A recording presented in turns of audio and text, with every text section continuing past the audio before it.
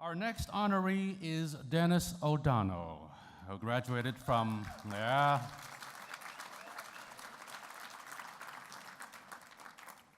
graduated from San Francisco State in 1982 with a degree in radio and television, and during a remarkable career spanning more than 30 years, became one of the most well-known figures in Bay Area sports. Here's a video about Dennis.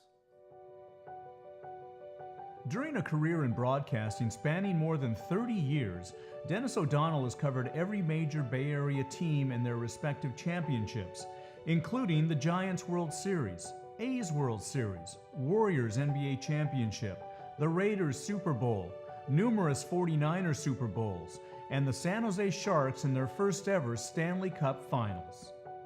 Dennis showed a talent for sports announcing at a young age, providing play-by-play while playing games in the street as a child. It was all he ever wanted to do, he says. He enrolled at San Francisco State for its strong broadcasting department, and in time learned every aspect of the business: how to direct, how to shoot, how to write, how to be on TV, how to light an interview, skills he uses to this day. While still a student, he landed a job with the San Francisco Giants and Major League Baseball, filming games for a show called This Week in Baseball. For a college student, access to a Major League press box and a big league clubhouse was thrilling. Dennis was also a fixture at Gators baseball, football, and basketball games, where he provided play-by-play and interviewed players for his daily sportscast on KSFS, the university's radio station. After graduating in 1982, Dennis became a producer at KRON 4, where at 21 years old, he replaced his close friend and fellow Gator, Ted Griggs, and spent the next 18 years earning numerous sports awards, including 4 Associated Press TV and Radio Awards for Best Sports Segment. He also developed an internship program that focused on hiring SF State students, many of whom went on to careers in TV. San Francisco State provided me with the skills and contacts which opened doors for a wonderful career, he says. It's my responsibility to provide those opportunities to others in hopes that they can live their professional dreams. Dennis is a longtime Emcee and spokesperson for the Northern California Alzheimer's Association, having lost his father to the disease and lending his voice to the search for a cure. He also remains close to his San Francisco State roots as a member of the SF State Foundation Board of Directors. As sports director at KPIX-TV, full-time anchor and winner of 4 Emmy Awards, Dennis O'Donnell continues to live his dream and earns widespread recognition and admiration as one of the Bay Area's top sports broadcasting personalities.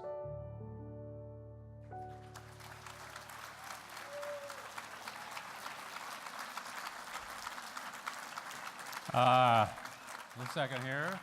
Also, Dennis and I have several things in common. We're both alumni. We're both strikingly handsome. And we were both DJs on the campus radio station, a sure stepping stone to great success. It is now my honor and pleasure, what's going on behind me, to formally induct and welcome Dennis O'Donnell to the San Francisco State University Alumni Hall of Fame. Hey, man, great job. Have fun. I can never be as funny as Ben Fong-Torres. Before my anchor team has to head back to the newscast, the people who come into your living room every night, the greatest anchor team you ever want to work for, and one of the great coworkers I've had the pleasure of working with at both Channel 4 and Channel 5. Guys, stand up. Elizabeth Cook, Ken Bastida, Vern Glenn, Paul Diano are here. Stand up. Stand up. It's all real. Thank you guys for coming. President Wong, First Lady, colleagues, friends, this is such an honor tonight. I came to San Francisco State in the fall of 1980 and was not admitted to their prestigious television news program. And so my first job really was as a public address announcer for the San Francisco State football team. And among my responsibilities was to play the national anthem off a boombox. And on the second game, the cassette got stuck and the boombox didn't play after I introduced the national anthem. And a writer to my left said, "You're going to have to sing the national anthem." And so I carefully grabbed the microphone and started singing the national anthem. Unfortunately, I started 2 notes too high. And after the game, the legendary Vic Rowan, I had to do my sports story for KSFS radio. I was after the game with him. He goes, "Young man, that is the worst national anthem I've ever heard. And we've never had fewer fans at a football game."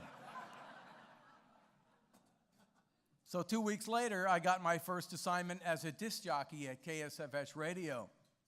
This was a big opportunity. But we had, what's that music? Punk rock. And it was brand new to the San Francisco scene, but I hated it. So I'm doing the DJ, and I wanted to see if anybody was actually listening. So I said, "Hey, the Rolling Stones are coming to town next week. I got 4 Rolling Stones tickets, and I got a limousine for the first person who calls." Dead silence. Nobody called. So I immediately went to the treasure trove of rock and roll records. I pulled out the Eagles, Boston, Led Zeppelin, Leonard Skinner, and the rest of my DJ session, we were rocking out. It was great. Unfortunately, there was one person listening that night. It was the program director. 2 days later, I'm in his office, and he says, "Dennis, there's 2 things you can never do. You can never change the format on your own, and you can never promise something you can't deliver." What were you going to do if somebody actually called? I was going to say that it went to caller 3.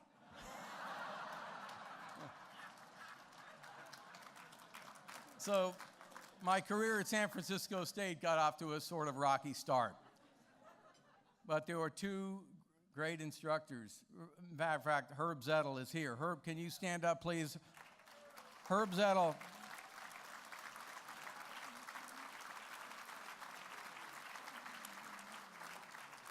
The first thing you did when you took Herb Zettel's class is you had to buy his textbook. But I use lessons to this day, and I tell people, I told Herb tonight, I still use your lessons of the class in which you taught in your class. The other was a professor by the name of Charlie Smith. Charlie Smith taught the history of broadcasting. And when you walked into his class, he would play these historical moments and explain how these reporters were reporting these moments. I remember he played the Hindenburg disaster, the War of the Worlds. He played the assassination of JFK and the first steps on the man on the moon. But when Charlie Smith played these moments, he was overcome by emotion. He was actually driven to tears. And Charlie Smith would excuse himself from the room. And it had this indelible moment. It had an effect on me that has lasted through 35 years in the business. The lesson was that understand the moment you're in. The challenge for a journalist or a broadcaster is to understand the moment, report the moment, do it as accurately as you can, and appreciate that what you're doing, you're translating to an audience. I have been there. I was in the end zone when Joe Montana hit John Taylor. I was there in the arena when Brian Boitano skated one of the most incredible long programs in Calgary, Canada, in the Olympics in 1988 to win the gold medal. And 1 year later, I was in the press box when the roof at Candlestick Park started shaking.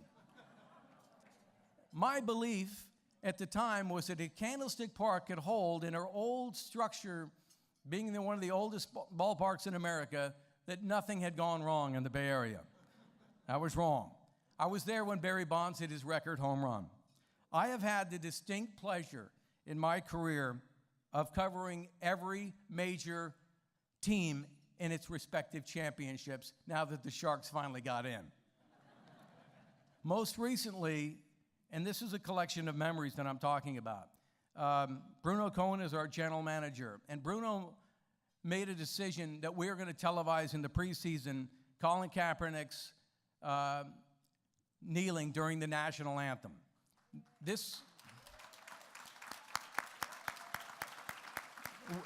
Whether you appreciate Kaepernick's social stance or not, it was, Bruno understood it was important to cover the event. And because of our contractual relationship with the 49ers, the two broadcasters in the booth opted not to be involved. But as a broadcaster and a journalist, these are the things you embrace. These are the things you want to be a part of. You want to be in the middle of that mix. And so, because those two guys backed out, it came down to me to open up that broadcast and show the nation what Colin Kaepernick was doing in his stance. And I embraced it. The responsibility of conveying a social stance that rocked the country, it's what I live for. It's what you guys live for. It's what all journalists live for. In 3 decades, I've had the pleasure of covering all the major championships. The more records, more pieces of broadcast history that most people can ever dream of. So to be in the San Francisco Hall of Fame, to have my plaque alongside the mayor, to have my plaque alongside Ken Bastida, who can bring it in a live broadcast, unscripted, better than anybody else in this market.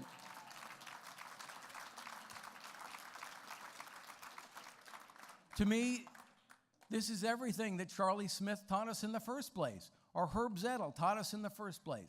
This is the moment. This is the moment to appreciate, to enjoy. I am honored. Thank you to my wife, Rochelle, my kids. Great moment. Thank you to San Francisco State. Thank you, Dennis. Thank you, Madeira. Thank you. Oh, wow.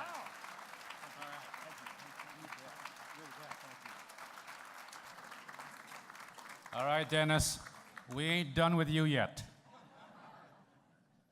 Dennis's co-workers, friends, and future former friends have put together a couple of his finest moments to share with you. Let's take a look at some highlights. Good evening, everybody, from the Rock and Roll Hall of Fame. Dennis O'Donnell alongside Bip Roberts. Coming up, could the Raiders grab first place? Well, they might be tested tonight. Everybody knows the Pac-10 very rich at the point guard position. 5 of the best prospects in the Giants system play in San Jose. Buster Posey's batting .330. Thanks, Vern. This is the scene right now in downtown Seattle where the 49er buses have just pulled in. Are you enjoying this experience? Like this conversation? It's going all right. Looks like a clown barfed on you, man. Thank you. Who are the 49ers going to pick at that first pick tomorrow? Aaron Rodgers. How disappointed are you that you will not be a 49er? Not as disappointed as the 49ers will be that they didn't draft me.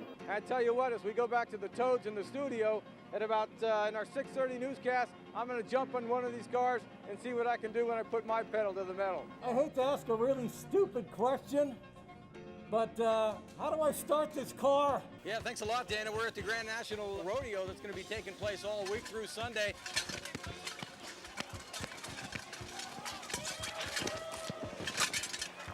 Woo! I tell you what, not too bad. After makeup, it was showtime. I disagree. It's LaGuardia. It's LaGuardia. Circle gets the block. Try to prepare a little bit for the unknown. Excuse me, Mr. Cruden. No cliches, please. Thank you. I can feel my face.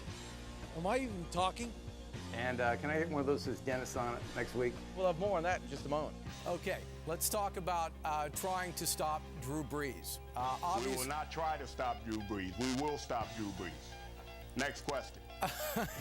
Okay. I went down on a 1-month option. Either I made it or I'd be fed to the alligators. And it's been 62 years ago. I don't see any teeth marks. I think you survived the test. Barely. I don't do this very often. I'm going to give you a standing ovation right here. Look at that.